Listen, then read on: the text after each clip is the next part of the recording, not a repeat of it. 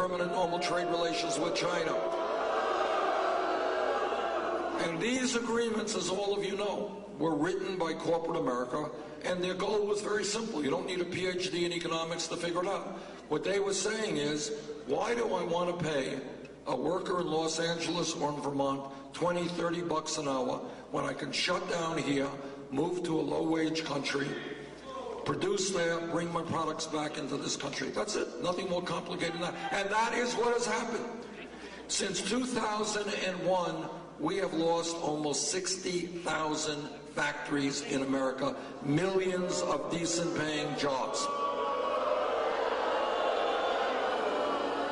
Now, I have helped lead the opposition to every one of these disastrous trade agreements.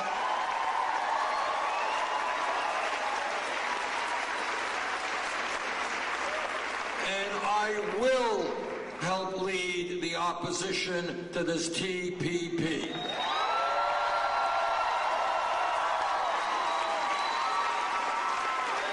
Secretary Clinton has supported virtually every one of these trade agreements, and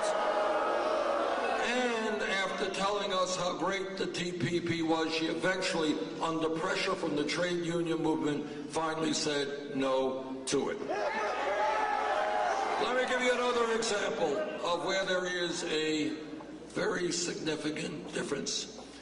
Everybody here knows that foreign policy is a very important part of what a president does. The most important foreign policy issue that we have dealt with in this country in modern history is Iraq. I listened very closely to what Bush and Cheney and all these guys had to say. I didn't believe them, and I voted against the war in Iraq.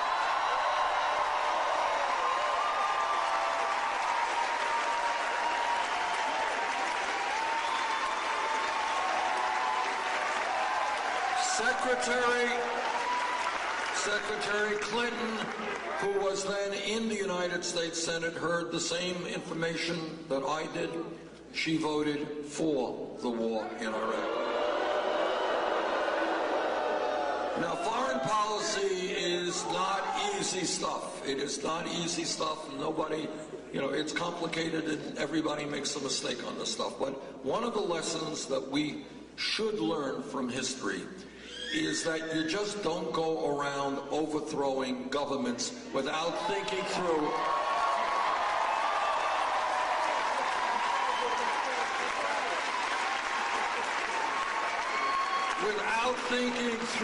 the long-term consequences of that.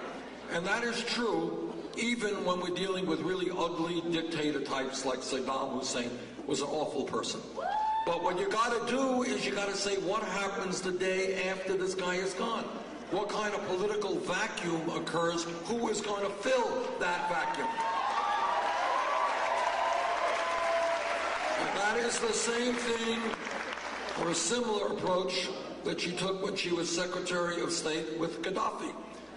A dictator overthrew Gaddafi, and then we had a political vacuum, and ISIS now has a foothold in Libya. We have got to learn the lesson, whether it is overthrowing Salvador Allende in Chile,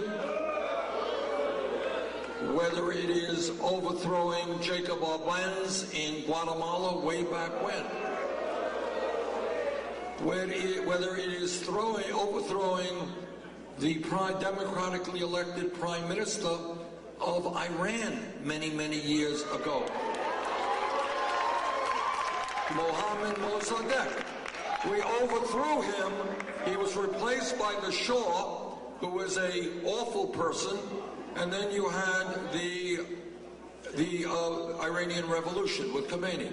So what you have to be thinking about is unintended consequences. So let me just say this to you now. Let me just say this. Under President Bernie Sanders, the brave...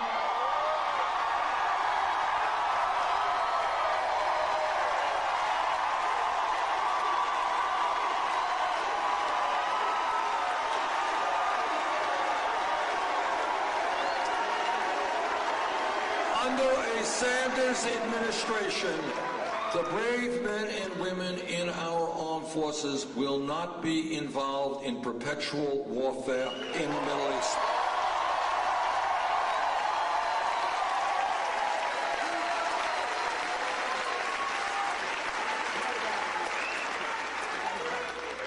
Right now, we face a major crisis in terms of global climate change.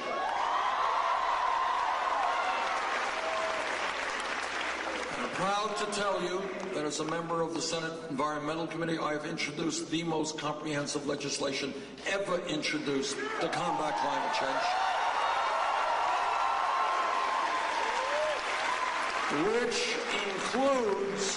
which includes a tax on carbon.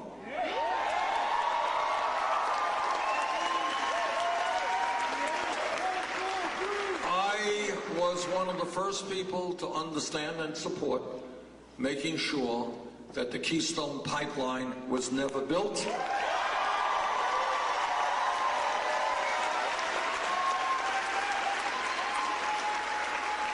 Now, Secretary Clinton was very much for the Keystone Pipeline before she was against it. She ended up opposing it, again, under tremendous pressure from the environmental community, but she supported it. Now, there is another issue out there. Everybody here knows and should know that we are facing a major water crisis in this country and in this world. I was in Flint, Michigan, and what I saw there was literally beyond my comprehension, and I say that with all honesty. I was really shaken after hearing from parents whose children were being poisoned by lead in the water in Flint. All right, now, the issue of fracking arises. In my view, we have got to move toward the elimination of fracking.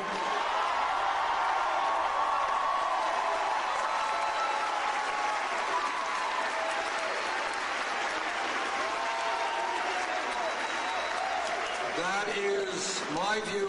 Unfortunately, that is not Secretary Clinton's view. Now, the reason that our campaign is doing as well as it is we're doing something pretty radical. We're telling the American people the truth.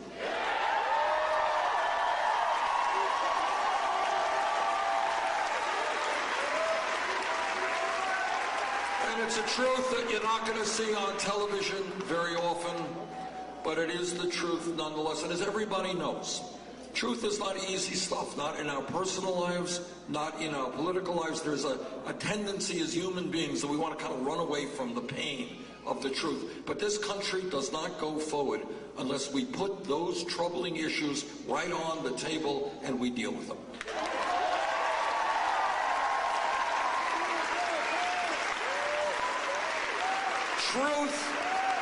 Truth number one. Truth number one is, people in our country. Just last night, I was in Arizona. I'll get to that in a second. No, sorry, I wasn't in Arizona. I was in San Diego. Thank you for telling me where I was. That's right. For a lot of places. And after the program, I was introduced to a man who was late in his 90s, who fought in World War II. And whenever I meet people like that, I think about the incredible sacrifices they and other veterans have gone through to preserve what is great in this country. And we owe them so much.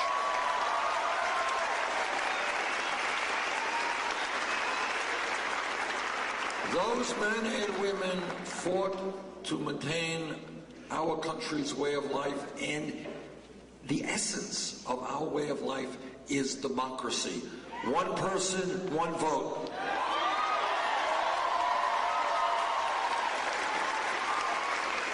So it gives me no pleasure to tell you what you already know.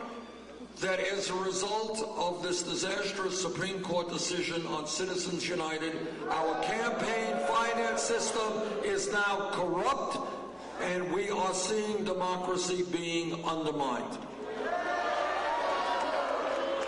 We now take it for granted. You read in the paper that some billionaire is deciding to support some candidate. That is not what democracy is about. That's oligarchy, not democracy.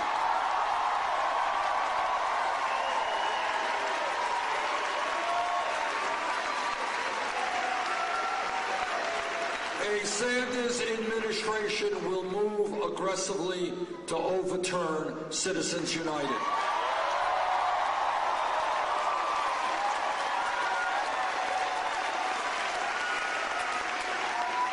But it is not only a corrupt campaign finance system, it is the kind of voter suppression that we are seeing for Republican governors all over this country.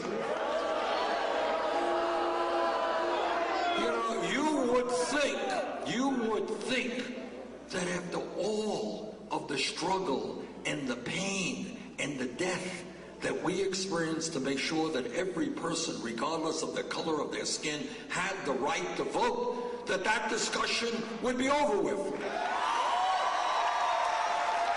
And yet now we have Republican governors and others trying to work as hard as they can to make it impossible for people who will vote against them to participate in the political process. They're going against African Americans and Latinos and young people. So I say, and last night in Arizona, what did you see? We got an email. We got an email from a woman who was a friend of somebody on our campaign. She emailed that she had been waiting online to vote in Arizona, Phoenix, I think, for 5 hours.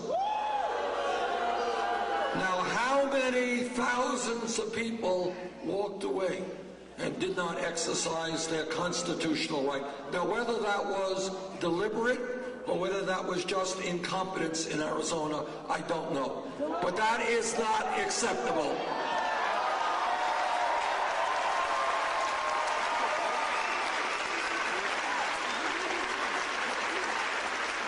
I say to all of those cowardly Republican governors who are working hard, who are working overtime to deny people the right to vote, if you are afraid of a free and fair election, get out of politics, get another job.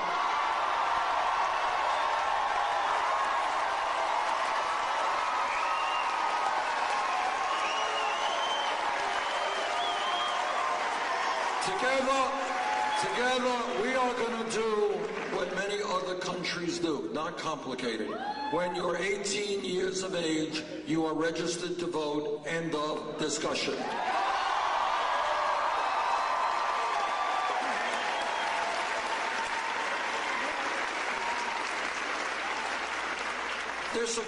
This campaign is creating all kinds of energy and excitement, because we are also talking about the rigged economy. Now, what do I mean by a rigged economy? Again, this is not stuff that you see on TV. But what a rigged economy means is that right now in the United States, we have more income and wealth inequality than almost any major country on earth. Today in America, listen to this. Top 1/10 of 1%, not 1%, 1/10 of 1%, now owns almost as much wealth as the bottom 90%. That's a rigged economy. Today, wealthiest 20 people own more wealth than the bottom half of America, 150 million Americans. That's a rigged economy. And let me tell you something else. Today in America, you got one family, the Walton family of Walmart.